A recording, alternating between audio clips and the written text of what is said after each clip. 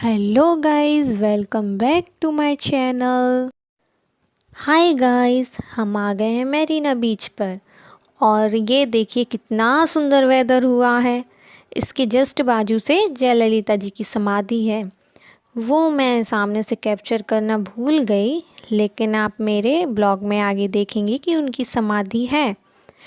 खैर, अभी हम ये स्टेप उतरते हैं। ये सीधा रास्ता जाता है बीच की तरफ, यानी कि हमारा समुद्र, जहाँ हम घूमने आए हैं आज। वीकेंड था तो सोचा यहीं चलते हैं। कुछ समझ में ही नहीं आ रहा था क्या करें, घर पे बैठे बैठे बोर हो रहे थे, तो सोचा चलते हैं बीच ही घूम कर आते हैं। और ये जीजा जी ने ज्वाइन कर लिया है हमें। हम तो 4 लोग ही निकले थे घर से, फिर आगे चल के जीजा जी मिल गए। और देखिए क्या सुंदर सुंदर आर्टिस्टिक सामानों की दुकान लगी है ना। मज़ा आ गया ना।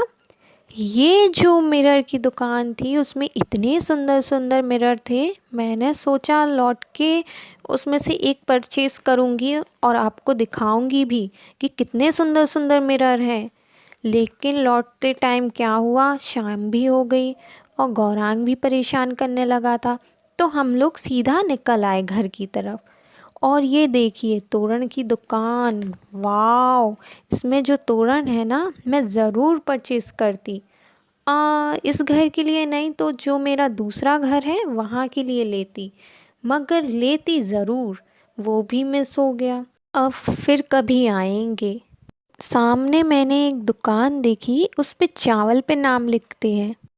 और ये हम आ गए बीच। देखिए कितना सुंदर लग रहा है ना। लेकिन उस दिन ना बीच पे सफाई होनी थी। उस दिन कचरा किनारे किनारे इकट्ठा करके रखा था, लेकिन पब्लिक इतनी थी कि वो सफाई हो ही नहीं पाई।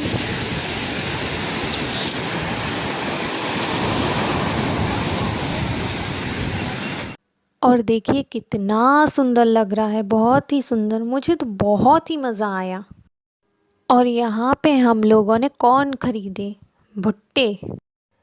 एक तो ये बारिश वाला वेदर था, ऊपर से तो ये गर्मा गर्म मसालेदार भुट्टे में तो मज़ा ही आ गया।